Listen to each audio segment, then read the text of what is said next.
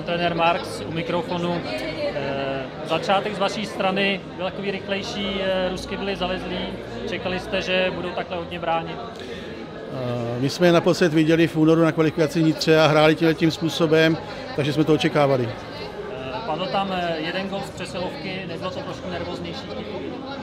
Tam to bylo prostě o hokejku, bránící hráčka míček měla a Ruská přes ní ten míček doklepla. Tam jako, to je otázka, co se nedá bránit a byla to svým způsobem náhoda. Bylo vidět, že Slovenky jsou jasně lepší na míčku, ta kombinace byla daleko lepší než ruský tým, což se asi očekávalo. Nečekal jste vy osobně, že třeba do poloviny zápasu bude vyšší skóre, aby byl tým klidnější na míčku a třeba předvedl nějaký pěkný akce? To hodnotím první třetinu velmi špatně v tom, že jsme měli hodně šancí a dali jsme jenom 2 góly. Těch možností, co jsme tam měli a Rusky hráli opravdu tu první třetinu víc ustrašeně a měli jsme to proměnit. Po přestávce, protože Rusové tam mají zkušené finské trenéry, tak ty naši hru trošku přečetli.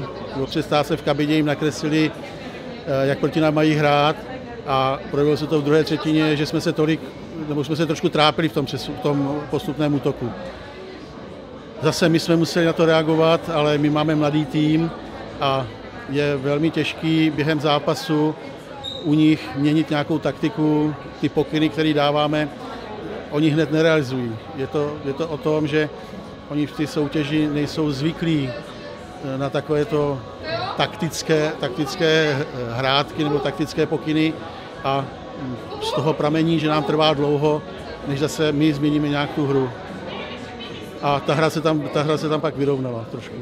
Romana Janegová dneska 3 góly, takže hned takhle na začátku utkání, má dobrou náladu, slaví narozeniny, takže perfektní dárek. Projevila se jako skutečný tahoun, se očekává, že ona bude dávat na branky.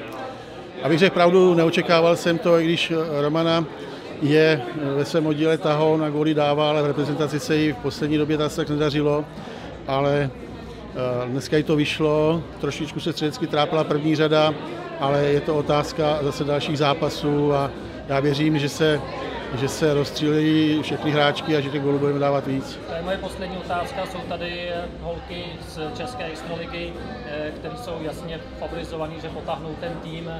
Jak byste hodnotil ve stručnosti jejich zápas?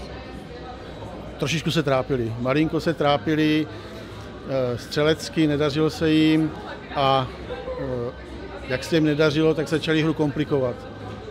To je takový vždycky taková ta odezva hráčů, když se něco nedaří, tak to místo aby zjednodušili hru, taky komplikují, přidávají krok navíc, kličku navíc a tím pádem se šance neproměňují.